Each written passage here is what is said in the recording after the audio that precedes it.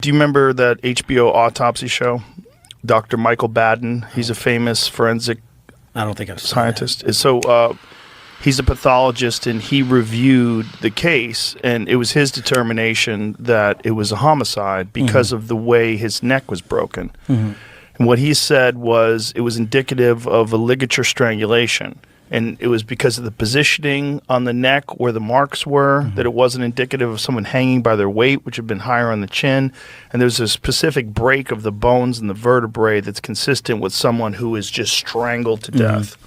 I haven't seen it. I'll definitely take a look at it because that's part of my job. You haven't seen that?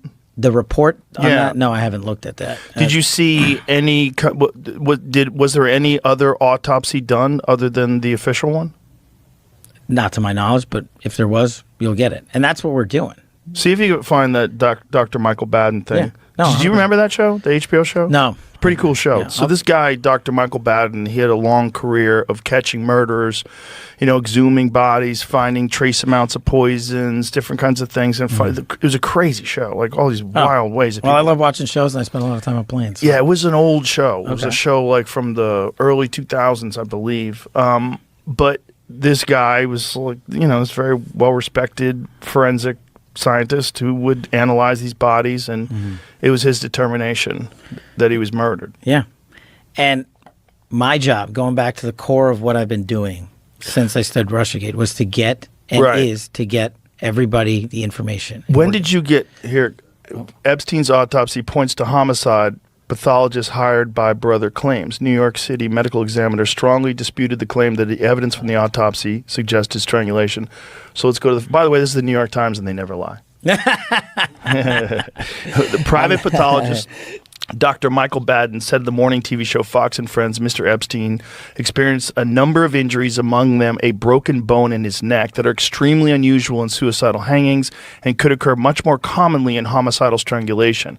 I think the evidence points to homicide rather than suicide, said Dr. Baden, who observed the autopsy done by city officials. Dr. Baden, a former New York City medical examiner and a Fox News contributor, said, I have not seen in 50 years where that occurred in suicidal hanging case.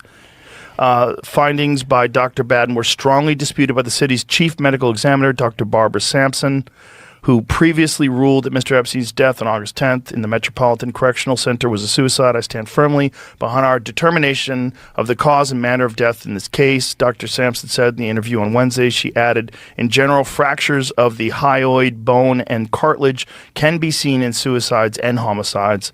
The hyoid bone is near the Adam's apple. Dr. Sampson also dismissed Dr. Baden's contention that the circumstances around Mr. Epstein's death suggested other people may have been involved. She said her office had done a complete investigation, taking into consideration information gathered by law enforcement in making the determination. So this is a perfect example of going back to my public defender and prosecutor days. This is what we call a war of experts. You can always find someone to come in and say the opposite. Right. And I used to do it all the time. I mean, I represented some of the worst humans that you can possibly imagine on earth, literally. The guys that were trafficking children from Mexico into America. And you could put up a professional expert to say, and this is what's going to go on forever.